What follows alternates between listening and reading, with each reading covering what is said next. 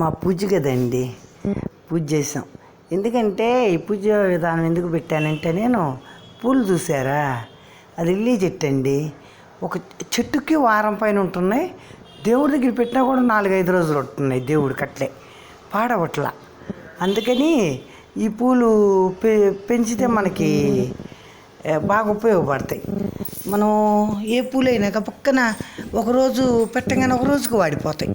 కానీ అలా లేవండి, వీటిలో కలర్స్ కూడా ఉన్నాయంట. ఇంకోటి ఏంటంటే, నేను వీటికి అసలు ఆకులు రాలేదు. ఆకులు అంతకుముందు ఉండి అవి అందరు కోసుకొని వెళ్ళిపోయారు. అయ్యో ఆకులు కోసుకెళ్ళిపోయారు, పూలే రాలేదనుకున్నాం. దన పూలు వచ్చేసినాయి. పూల చెట్లు కూడా పెట్టానండి, దేవుడికి పెట్టే చెట్లు కూడా మీకు పెట్టాను, చూస్తారని.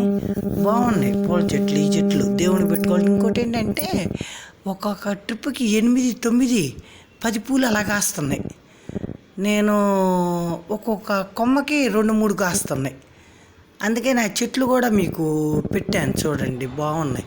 అదిగోండి చెట్టు చూసారా, చూడండి ఎట్లా ఉందో. అదిగో పువ్వు చూడండి, గట్టిగా ఉంది. అసలు ఒక కొమ్మకి 2 పూలు. అదిగోండి ప్రతి కొమ్మకి 2 పూలు. ఇట్లా పక్కపక్కనే అసలు ఆకులు లేవు. ఆకులు రాలా అసలు.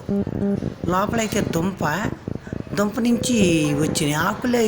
ఈ విడిపోయి ఆకులు అవుతాయేమో అనుకున్నా, లేదు ఇట్లాగే కొమ్మలు వచ్చేసి పూలు వచ్చేసినాయి. నాకు కరెక్ట్గా దేవుడికి ఎన్ని కావాలో అన్ని కరెక్ట్గా సరిపోయినాయండి. దేవుడికి సరిపోయినని పెట్టాను. మళ్ళా వచ్చాయి ఒక 4 పూలు 5 పూలు వచ్చి ఉన్నాయి. మళ్ళీ పెడదాంలే అని పక్కన పెట్టున్నాను, చెట్టుకి ఉంచేస్తున్నా నేను. చెట్టు చూడండి, కొమ్మ ఆకులే లేవు, మొత్తం కొమ్మలకు పూలు.